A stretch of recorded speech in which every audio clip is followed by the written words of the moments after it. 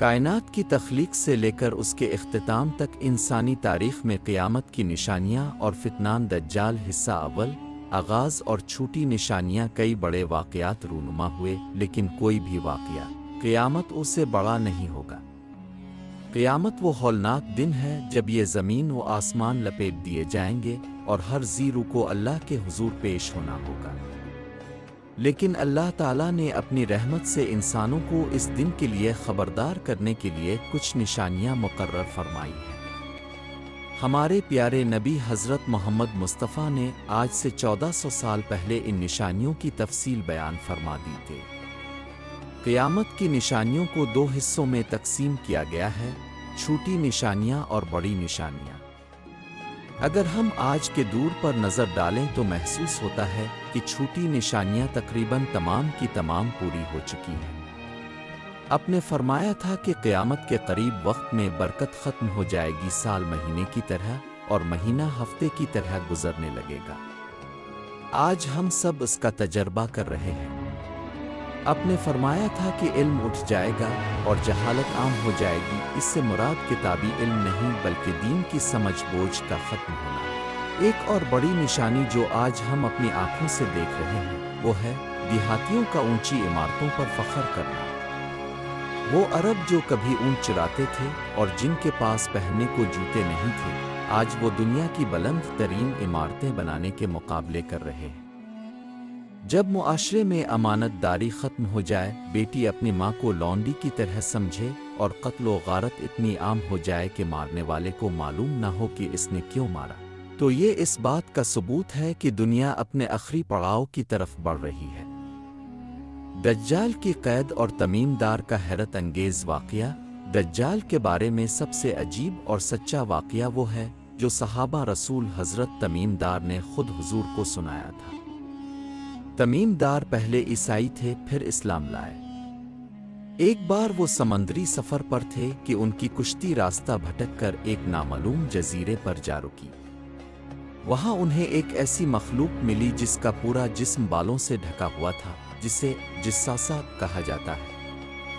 اس مخلوق نے انہیں ایک پرانی خانقاہ عمارت کی طرف جانے کو کہا۔ جب وہ اندر داخل ہوئے تو وہاں انہوں نے ایک بہت قد آور شخص کو دیکھا جو لوہے کی بھاری زنجیروں میں جکڑا ہوا تھا۔ اس کے ہاتھ اس کی گردن کے ساتھ بندھے ہوئے تھے۔ دجال کی پہچان بہت واضح ہوگی۔ وہ ایک جوان مرد ہوگا جس کا جسم بھاری اور رنگ سرخی مائل ہوگا۔ اس کے سر کے بال گھنگھریالے اور بہت زیادہ ہوں گے۔ اس کی سب سے بڑی نشانی یہ ہوگی کہ وہ ایک آنکھ سے کانا ہوگا۔ حضور نے فرمایا، اللہ کانا نہیں ہے لیکن دجال کانا ہے۔ اس کی ایک آنکھ انگور کے ابھرے ہوئے دانے کی طرح ہوگی۔ اس کی پیشانی پر صاف لفظوں میں کاف رے یعنی کافر لکھا ہوگا، جسے ہر سچا مومن پڑھ لے گا، چاہے وہ پڑھنا لکھنا جانتا ہو یا نہ۔ جو اپنے ہاتھ میں روٹیوں کے ڈھیر اور پانی کی نہریں لے کر آئے گا اور لوگوں سے کہے گا کہ میں تمہارا رب ہوں۔ دجال کا فتنہ اتنا شدید ہوگا کہ وہ زمین پر بادلوں کی طرح تیز رفتاری سے سفر کرے گا۔ وہ ایک قبیلے کے پاس جائے گا اور کہے گا کہ میں تمہارا رب ہوں۔ اگر وہ اسے مان لیں گے تو وہ آسمان کو حکم دے گا اور بارش ہونے لگے گی، زمین سے غلہ اگائے گا اور ان کے جانور تندرست ہو جائیں گے۔ پھر وہ دوسرے قبیلے کے پاس جائے گا جو اسے ماننے سے انکار کر دیں گے، تو وہاں ایسا قحط پڑے گا کہ ان کے پاس کچھ نہیں بچے گا۔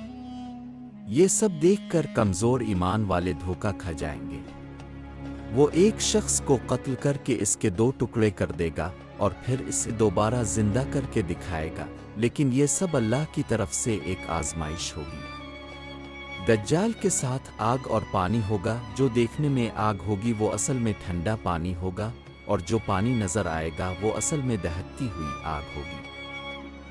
دجال کا سفر اور مکہ و مدینہ کی حفاظت۔ دجال جب نکلے گا تو اس کی رفتار آندھی جیسی ہوگی۔ وہ پوری دنیا کا چکر لگائے گا اور کوئی بستی ایسی نہیں بچے گی جہاں دجال کا قدم نہ پہنچے۔ وہ ہر جگہ فتنہ و فساد پھیلائے گا اور لوگوں کو اپنے جال میں پھنسائے گا۔ لیکن اللہ تعالیٰ نے اپنے پیارے نبی کے صدقے دو شہروں کو دجال کے لیے حرام قرار دے دیا ہے، مکہ مکرمہ اور مدینہ منورہ کے لشکر میں جا ملیں گے۔ اس طرح مدینہ پاک صاف ہو جائے گا اور وہاں صرف سچے مومن باقی رہ جائیں گے۔ احادیث مبارکہ میں آتا ہے کہ دجال مکہ اور مدینہ میں داخل ہونے کی کوشش کرے گا، لیکن وہ ان شہروں کی حدود میں قدم نہیں رکھ سکے گا۔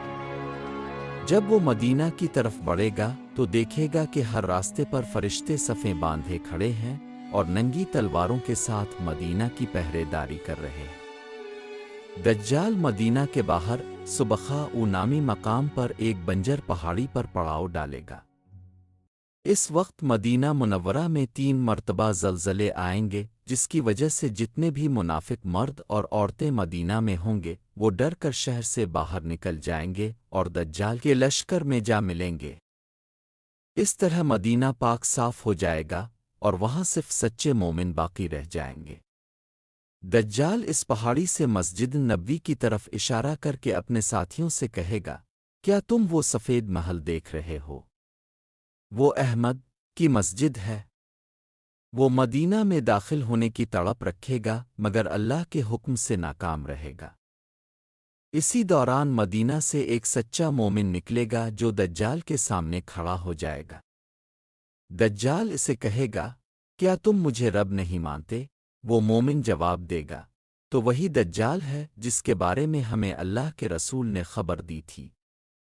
دجال غصے میں آ کر اس مومن کے 2 ٹکڑے کر دے گا اور پھر انہیں دوبارہ جوڑ کر زندہ کر دے گا اور پوچھے گا، اب تو مانتے ہو؟ وہ مرد مومن کہے گا، اب تو میرا یقین اور پکا ہو گیا ہے کہ تو ہی دجال ہے۔ دجال اسے دوبارہ مارنے کی کوشش کرے گا مگر اللہ اس کی گردن کو پیتل کی بنا دے گا اور دجال اس پر وار نہیں کر سکے گا۔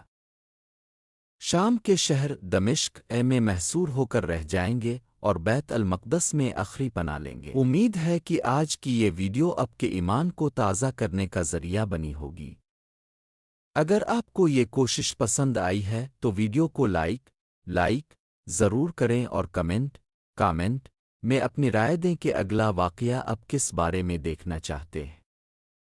ایسی مزید ایمان افروز اسلامی ویڈیوز اور واقعات کے لیے ہمارے چینل کو سبسکرائب کر لیں اور بیل آئیکن دبا دیں تاکہ ہر نیا واقعہ اب تک سب سے پہلے پہنچ سکے۔